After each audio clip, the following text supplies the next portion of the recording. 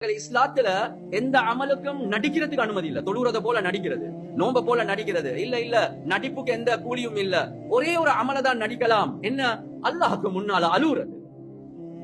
ரசூலுல்லாஹி ஸல்லல்லாஹு அலைஹி வஸல்லம் அவங்க சொன்னாங்க, உபுகு, நீங்க அல்லாஹ்க்கு முன்னால அழுங்க. ஃபஇல்லம் தபகு ஃபதபாகு, உங்களுக்கு கண்ணீர் வருவதில்லையா நீங்க அழுறத போல நடிங்க என்பதாக.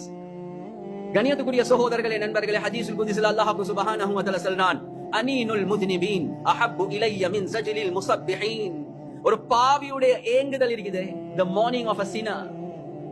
எனவே அல்லாஹ்க்கு முன்னால ஏங்குறாரா? அவர் பாவம் செஞ்சு செஞ்சு கண்ணீர் வத்தி பெய்து கண்ணீரே இல்ல.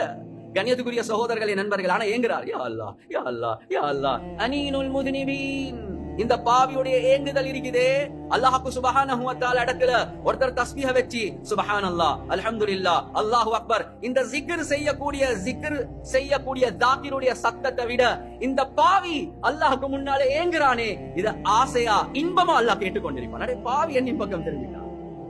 எனவே கண்ணியத்துக்குரிய சகோதரர்களே, நண்பர்களே, ரசூலுல்லாஹி ஸல்லல்லாஹு அலைஹி வஸல்லம் அவங்க கேட்ட பல துஆக்கள் இருக்குது. அதுல ஒரு ஆச்சரியமான துஆ, நானும் நீங்களும் கையை தூக்கினா, யா அல்லாஹ் பிசினஸ கூட்டிடு, யா அல்லாஹ், யா அல்லாஹ் வாகனம் உண்டு தா, யா அல்லாஹ் வீடு உண்டு தா, யா அல்லாஹ். நாங்க எல்லாம் நினைக்கிறோம் ரிஸ்க் என்று சொன்னா நாங்க தின்ற சோறும் குடிக்கிற தண்ணியும் தான் ரிஸ்க்.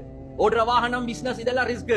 ரசூலுல்லாஹி ஸல்லல்லாஹு அலைஹி வஸல்லம் ஒரு நாள் அல்லாஹ் சுப்ஹானஹு வ தஆலா இடத்துல துஆ கேக்குறாங்க, அல்லாஹும்ம ர்ஸுக்னி ஐனைனி ஹப்பாலத்தைன் தஸ்கியானில் கல்ப பிதுரூஃபி துமூஇ மின் ஹஷ்யதிக் قبل ان تكون الدموع دما والاضراس جمرا. யா அல்லாஹ், நான் உன்னிடத்துல ரிஸ்காக கேட்டுக்கொள்கிறேன். வாகனம் இல்ல, வீடு இல்ல, சாப்பாடு இல்ல, யா அல்லாஹ், நான் உன்னிடத்துல ரிஸ்காக கேட்டுக்கொள்கிறேன். என்ன?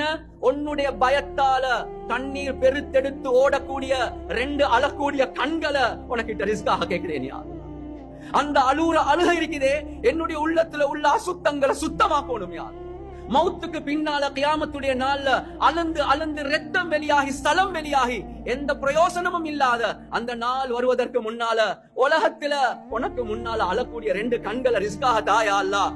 வாழ்க்கையில ஒரு தரக்க சரி நினைச்சு பார்த்திருக்கிறோமா இப்படி வருதுவா? அழக்கூடிய கண்களை தாயா அல்லாஹ்.